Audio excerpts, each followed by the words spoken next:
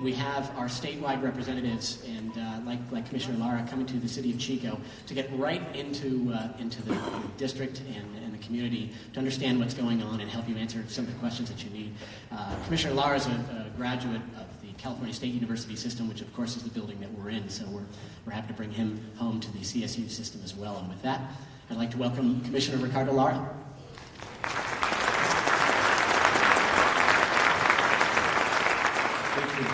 Good morning. It's great to be here in Chico as we continue to face the undaunted task of helping all of you rebuild your lives and rebuild the communities that we've lost to these devastating fires.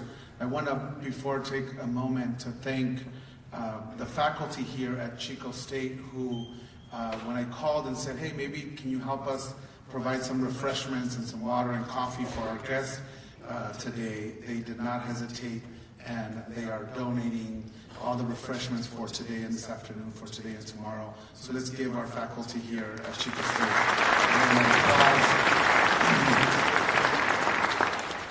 You know, one of the first things I did upon being sworn in as insurance commissioner was to visit Paradise and to see the once beautiful community be devastated by these fires.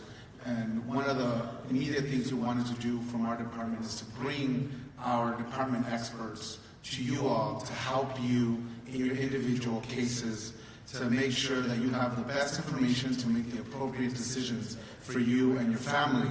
And that is what we're doing here today. I want to take a moment to thank Mayor Stone, who has been a great friend and a great leader. I also want to thank Assemblyman Gallagher, who I proudly served with in the legislature and worked together with him on so many issues. Thank him for his leadership and making sure that we in Sacramento do not forget the people of these great communities that need so much help.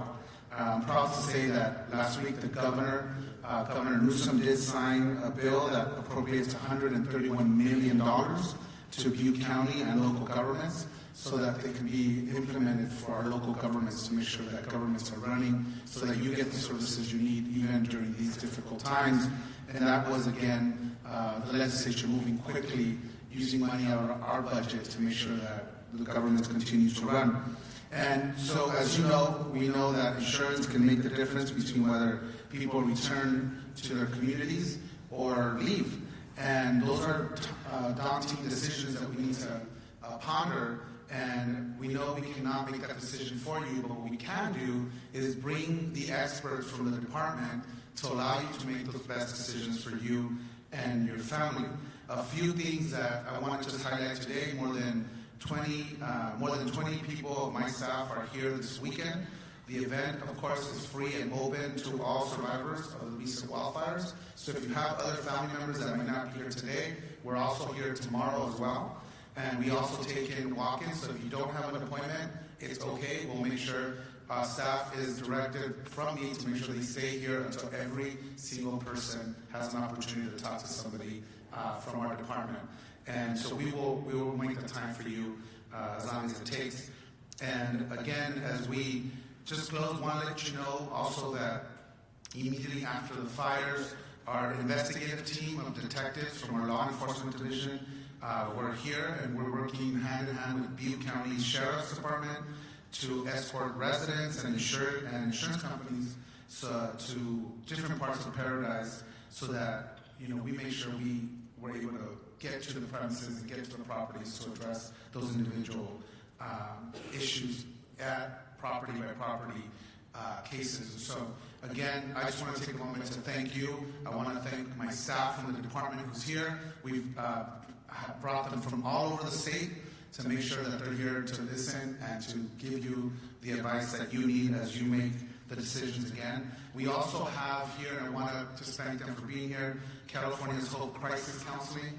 So if we often just focus on the physical losses, but we also want to make sure we tend to those emotional feelings. And the one thing that when talking to residents of Paradise, a lot of them said, the rebuilding part and getting our claim adjusted, that's the easy part, is dealing with the trauma, dealing with the nightmares that we still suffer from. and how do we have this conversation with our children. So we have counseling experts here on site as well, and we have them in a separate room, so if you feel you need to utilize those services, again, those are confidential, and they're here for you as well. And it's California Hope Crisis Counseling is here, so we want to make sure we make that available as well. We also have services from the Small Business Administration. If you have questions about SBA disaster loan process, and several insurance company representatives are also here today. So if you have questions for your insurers, they're also here on the premise, on campus, so we make sure they're available to you as well. So again, I'm just looking forward to making sure we provide these critical service for you all. Know there are, all questions are important. I want to make sure you have the time that you need to resolve the questions that you have. At this time, I just want to take a moment to welcome Tony Signorelli, who is my Deputy Commissioner for Consumer Services and Market Conduct, to just give you the lay of the land and how we're going to move forward today. Again, thank you for being here. The department is here for you. As the largest consumer protection agency in the country, we are dedicated to all Californians, and particularly to all of you today. And again, it is difficult times that bring us together, but we're going to get through this together as we've always had as Californians. So thank you so much. Thank you for being here.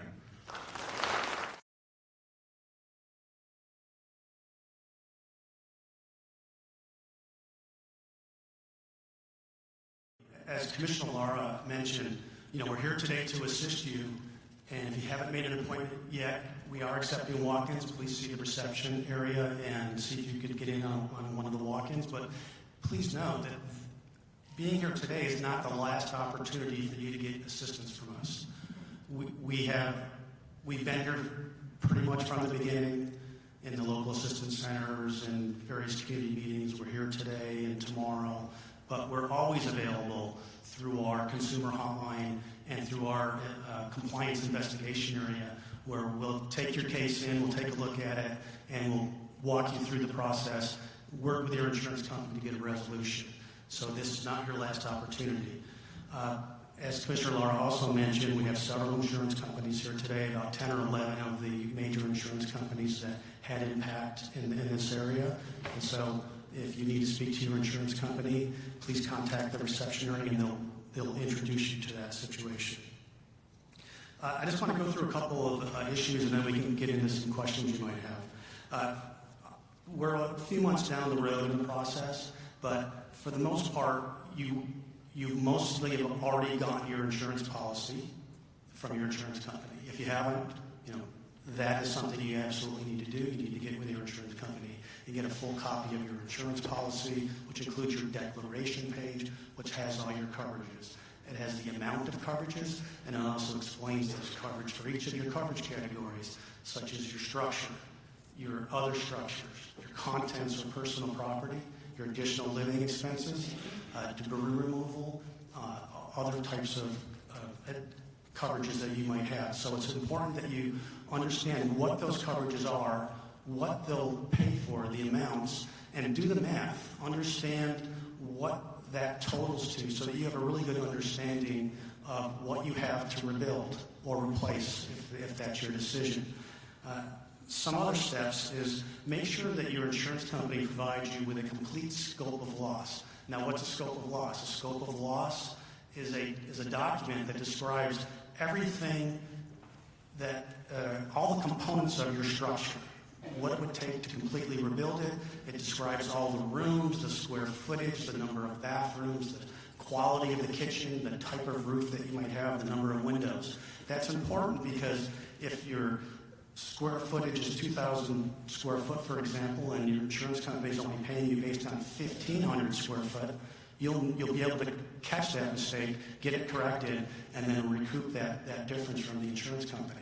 And there also could be other issues that may arise when you look at that scope of loss. And you don't have to look at it on your own. There's other assistance that you can avail yourself of, whether it's the contractor that may be rebuilding your home or other sources, or even the Department of Insurance. We can help you also through that process. But make sure that you fix any mistakes so that you're both working off the same estimate or same document that will then result in what it would cost to rebuild or replace what you lost. Even if you're deciding that you're not going to rebuild the same exact structure that you had, or even if you're going to decide you're going to replace in another location, the math, the coverage that you'll be entitled to will be based on what you lost. And so that's why it's important to do that math, even though you might not be reconstructing that home exactly as it was, or you may be replacing it in another location. In addition, make sure you're creating a diary of all your communications with your insurance company and your contractor and other sources, so that you have a documentation trail of all of the things that were agreed to and all the things that weren't agreed to. In many cases, your adjuster may call you on the phone and either come to an agreement or advise you of something, and you don't have a good record of it. So it's important to keep a record of that. And even in some cases, you might even respond back to that adjuster in an email or in a letter so that you have a good documentation trail, so that a week or 2 weeks down the road, there's no question as to what was agreed to on a particular issue. Another issue is if you run into an impasse, we're always here to help. There are other sources for assistance. You could hire a public adjuster, for example. We encourage you to go through the process as best you can and get as much claims benefits as you can before going to a public adjuster. Now, they can be a very valuable resource, but they are going to take a commission. So the amount that they're going to take is going to be based upon what they recover for you. So if you can recover as much of your claims benefits as possible before you contract with a public adjuster, that's less commission for them. And many of you that have total losses to your homes, you'll be getting most of that money on your own without having to pay that additional fee, which will reduce the amount that you might have to rebuild. Once you've gone through the process, try to work with your insurance company. Obviously, come to us if you're still in an impasse.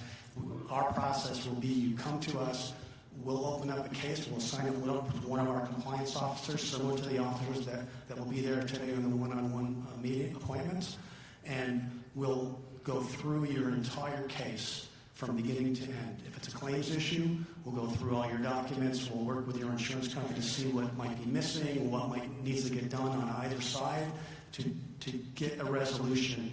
If we run into an impasse where it's an issue that's either the law is not on your side or it's just an impasse on how much it costs to rebuild something, we also have a separate mediation program that's in law, that's free to you, that insurance companies have to pay for, that you can go to an independent mediator, and that mediator will also attempt to seek a resolution. Now, it's non-binding, so you can, by either party, so it's a good way to possibly get a resolution, but if you're not comfortable with what that mediator is recommending as a resolution, you don't have to sign up for it. It's just another alternative to having to either hire a public adjuster or potentially to resort to litigation. So that's something to keep in mind. A couple of laws that are important that pertain, to what we're dealing with here. A new law went into effect that, increased the protection for people that are rebuilding in this situation after a declared disaster. It used to be you had 24 months from the date you got your first actual cash value payment. As of September of last year, prior to these fires, that law was extended to 36 months. So you have 36 months from the time you received that initial big actual cash value payment to rebuild in order to recoup the remainder of your funds. And that's an additional protection that was triggered before these fires. In addition, the same holds true for your additional living expense or loss of use benefits. And that is now extended to 36 months. So that's another protection that you have. If you're hearing something different from one of your adjusters, then obviously contact us so we can resolve that situation. We think we've resolved it with all the insurance companies, but there could be some instances where that communication wasn't brought down to the adjuster level and then imparted to you properly. So let us know for sure if that's happening. One important law that's in effect that is unique to California, in fact, is that you have the option of rebuilding your home in your current location, rebuilding a home in another lot that you purchase, or replacing your home with an already built home, going out and buying a home. And if you choose any of those three options, you're still entitled to your full benefits. So you're still entitled to your full replacement costs. If you have extended replacement costs, like the additional 25 or 50%, you're still entitled to that. You're still entitled to building code upgrade if you have that coverage. And all of your other coverages. That's why it's important to do the math, even if you're going to go purchase in another location, so that you know the amount of money that you have available to you to use to purchase that new home. So that's an important aspect. Another part with regard to your policy, should I keep my policy because I don't have a home? We recommend you keep it. It's more difficult to obtain new insurance than it is to retain your insurance. And in fact, there are laws in place that require the insurance company to renew you for that next renewal. And so when your next renewal comes up, they're required to renew you, and they're also required to have a conversation with you, either through their agent or directly, as to what your current situation is and whether your coverages need to be adjusted given where you are in the process. And finally, I just want to reiterate that, again, this is not your last opportunity to receive our assistance. Please contact us at our hotline. We're available Monday through Friday. We also are available online. Our phone numbers are available on the handouts that are out at the reception area, but I'll give it to you. It's 1-800-927-4357, or you can go online and visit us. And we have a lot of resources there that explain all these laws and provide other tips. And you can also file a complaint or request for assistance with us via online, and that's at www.insurance.ca.gov.